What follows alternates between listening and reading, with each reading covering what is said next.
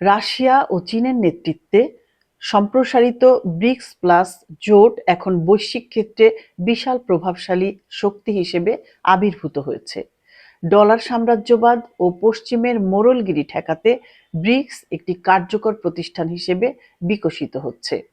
ব্রিক্সভুক্ত দেশগুলোর সম্মিলিত জিডিপি বিশ্বের মোট জিডিপির ৪৭%। আন্তর্জাতিক সম্পর্কের ক্ষেত্রে একটি নতুন যুগের সূচনার দ্বারপ্রান্তে বিশ্ব। যুক্তরাষ্ট্রের অর্থনৈতিক আধিপত্য বিস্তারের প্রভাবশালী হাতিয়ার হল মার্কিন ডলার। বিশ্বের সবচেয়ে ঋণগ্রস্ত দেশ হওয়া সত্ত্বেও মার্কিন ডলারের একক আধিপত্যের কারণে যুক্তরাষ্ট্র এখনো বিশ্বের অর্থনৈতিক আধিপত্য অক্ষুণ্ণ রাখতে সক্ষম হচ্ছে। ব্রিক্সের জন্ম ও বিকাশের এই পর্যায়ে এসে পরিস্থিতির পরিবর্তন হয়েছে। মার্কিন সাম্রাজ্যবাদের বিশ্ব আধিপত্য খর্ব করে চীন ও রাশিয়ার নেতৃত্বে ব্রিক্স একটি বহু মেরুকেন্দ্রিক নয়া গণতান্ত্রিক অর্থনৈতিক বিশ্ব গড়ে তুলতে চেষ্টা করছে। উন্নয়নশীল দেশগুলো ডলার সাম্রাজ্যবাদের বিকল্প হিসেবে ব্রিক্সকে গণ্য করতে শুরু করেছে।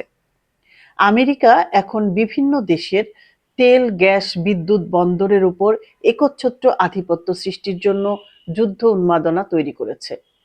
দক্ষিণপন্থী শক্তির জাতিবাদী, বর্ণবাদী, নব্য ফ্যাসিবাদী রাজনীতি যুদ্ধ উন্মাদনায় গতি সঞ্চার করলেও এর বিপরীতে বহু মেরুকেন্দ্রিক নয়া গণতান্ত্রিক অর্থনৈতিক বিশ্ব ব্যবস্থার জন্য বামপন্থী ও নয়া বামপন্থী ধারার সামাজিক রাজনৈতিক শক্তির আন্দোলনও দৃশ্যমানভাবে শক্তি সঞ্চয় করছে।